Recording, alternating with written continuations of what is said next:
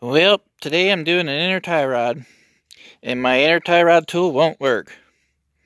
So I had to run and get me a new tool today. See if this newfangled equipment will work. See what happens here. I'm working on a 2002 Neon. Fun. Let's see if this doohickey mabob will work. Got teeth on it. Pretty cool.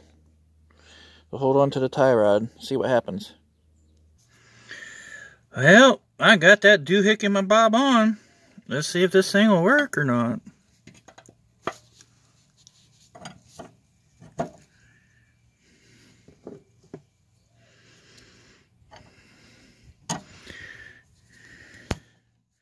I guess I'm going to have to set this down and see if it'll come off or not.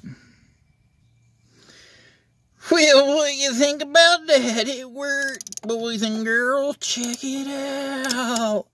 Looky there, I got her off, kids. Ain't that a slick thing? Guess I'm going to have to loosen it back up so I can take it off completely. So I'll get back with you when I get it off.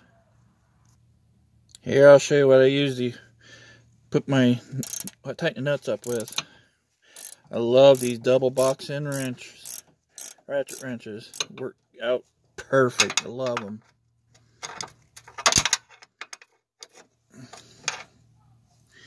I'm going to turn it down just a little bit so I can get to it. There we go.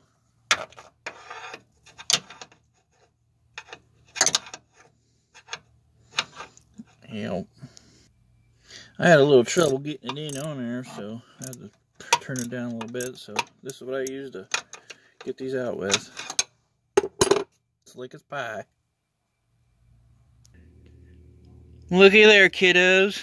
It worked. I was able to get it out. Looky at that. Well, that was, I guess, worth the trip getting it.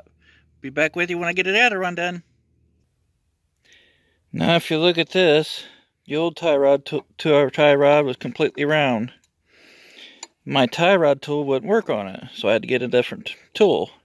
Well, now see, my tie rod tool will put this back on, the new one. So I'll be able to use my tie rod tool, because it's got them flat edges on it, to be able to screw it back in. So it'll work out good.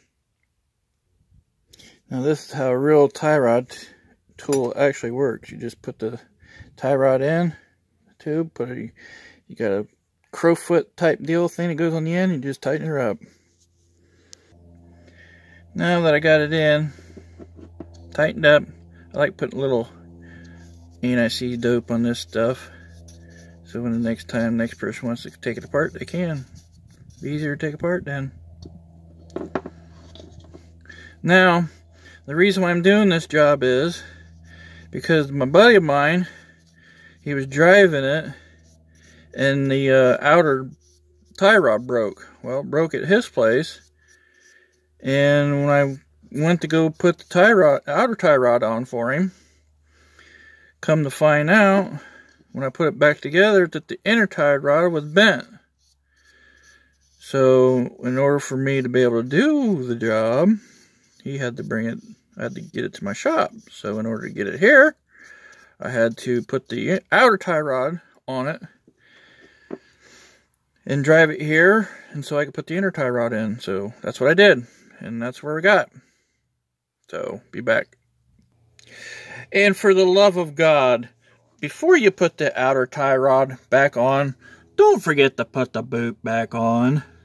That's one thing you shouldn't forget.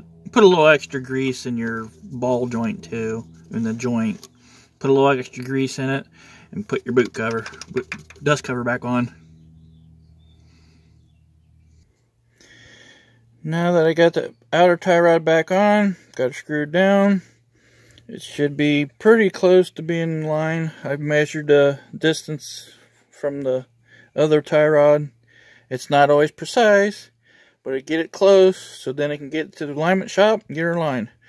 Put some grease in here, finish putting the boot on, and I'll be done. Put the wheel back on and go. Now that I got it all put back together, dust boots on, everything's back together, I got to put a tire back on it and see how off the alignment is on it. I don't think the alignment's going to be too far off. It's pretty straight. As you can see it. It's pretty straight. It's not bad. That'll be enough to get it to the alignment shop. So that's it for this. Thanks for watching. Like and subscribe. Have a good day.